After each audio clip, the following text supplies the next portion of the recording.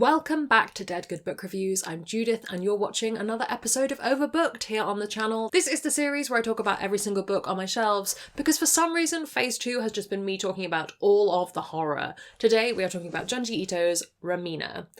Or Remina. I should have looked that up before we started. I'm going to go with Remina. I don't know if that's correct. Right, let's put this up behind me because it is so very shiny. I'm so sorry, one's trying to spring. Budge that way.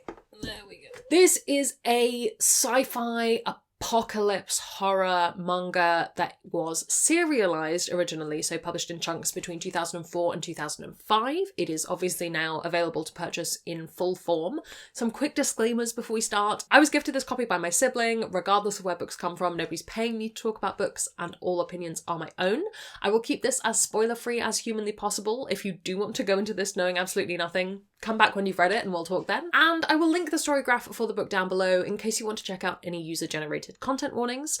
Obviously this is a horror, so you should probably look them up. This is quite an intense one, so I would say yes, 100% definitely. This is the only Junji Ito book I've ever read. However, he's a very prolific horror manga artist and also has some books about his cats, I believe, that are very wholesome in contrast. I knew of Junji Ito through Justine, and Justine having read a lot of his stuff. I had never encountered it. I'd never really been planning on encountering any of it just because it's not 100% my thing. So I'm going to say that from the top, that I'm coming at this from a place of this isn't necessarily a book I would ever choose to read for myself. If you are a massive fan of Junji Ito, I'm not trying to come for you when I say I didn't love this book. It is very personal. In this book, they discover a rogue planet that seems to be heading towards the Earth, but it's a very long way away, and the scientist names it after his daughter, Remina. But when it turns out that that planet is...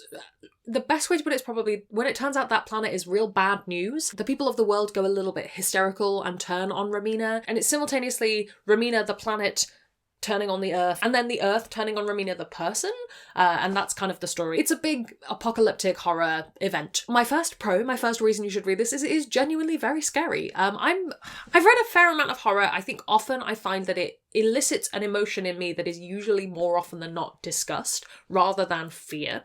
And I think fear is, we could talk about where emotions sit next to one another and bring up Disney's Inside Out as an example, but I think this genuinely did have some very scary moments, which is rare for me in a horror, and I suspect part of that is the format because it is illustrated. Obviously there's more visual to it, and your brain can't just decide not to see things, which I'm sure happens to my brain in horror books where I just go, I choose not to perceive that thing that I've just read. No. So yes, if you're looking for a scary novel, this is one. That is why it is shelved as horror.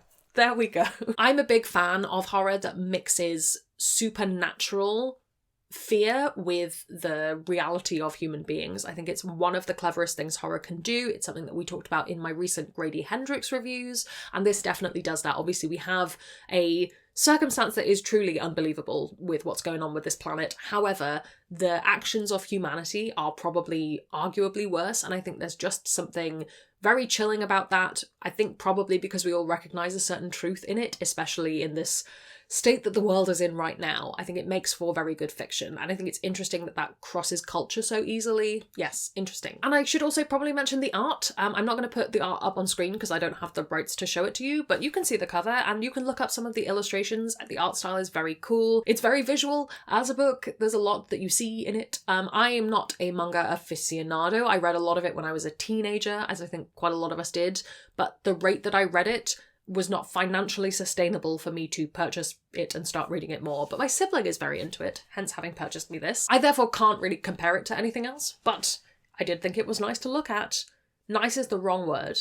It was interesting to look at is the only thing I can come up with. Nice is not the right word. This is going to be a fairly short video because my biggest reasons you shouldn't read this, it just wasn't really for me. Now I will say that when I spoke to some friends who've read a lot of his works, they did say this isn't one that they would start with. This isn't one that they would necessarily say is like the top tier. I don't know if I want to find out what the top tier is. Just again, personal preference, this isn't my kind of thing. If I'm reading horror, I think I would prefer to read it as text rather than see it, again, just because that suits me better. And I think the influences that he's drawing on aren't necessarily ones that I love, just in terms of style. I did also find that I got a little bit confused towards the end, but I think that might be because I was just trying to get through it. It doesn't take long to read, but you probably should focus up a little bit more than I did towards the end, I would guess. I'm not planning on rereading this. I basically kept it in order to make this video because I had it at the time that I was making the list for Overbooked Phase 2, which is, it happens sometimes. So yeah, I'm not planning on doing a reread, and I'm not personally going to seek out more of Junji Ito stuff. If it falls into my lap, if I happen to have the urge, if my reading taste change, this isn't I will never touch a book from this person ever again.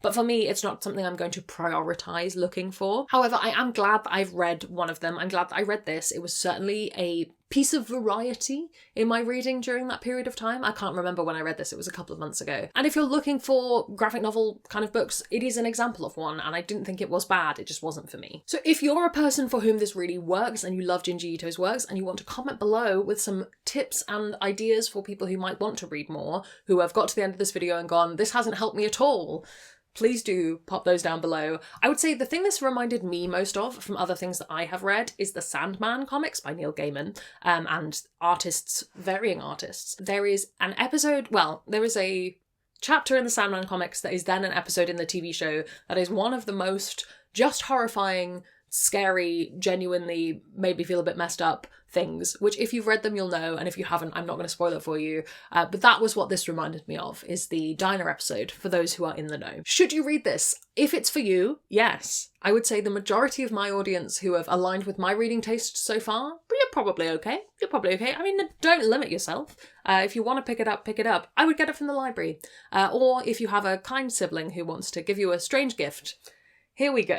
Those of you who have stuck around for a while remember that the last book that my sib gave me was The Count of Monte Cristo. So we've had some varied things for sure. Have you read this? Do you have plans to? Let me know down in the comments below. While you're commenting, if you haven't already, please do subscribe. It makes me feel loved and appreciated. You can also come hang out on Discord, where we have chill chats about books. I'd like to say an enormous thank you to all the ghosts who haunt me over on Patreon. They support the channel and in return get early access to videos, bonus content, live streams and more. If you'd like to join their number, that's linked below as well. Thank you so much to you for watching. That's all from me, and I will see you in the next one.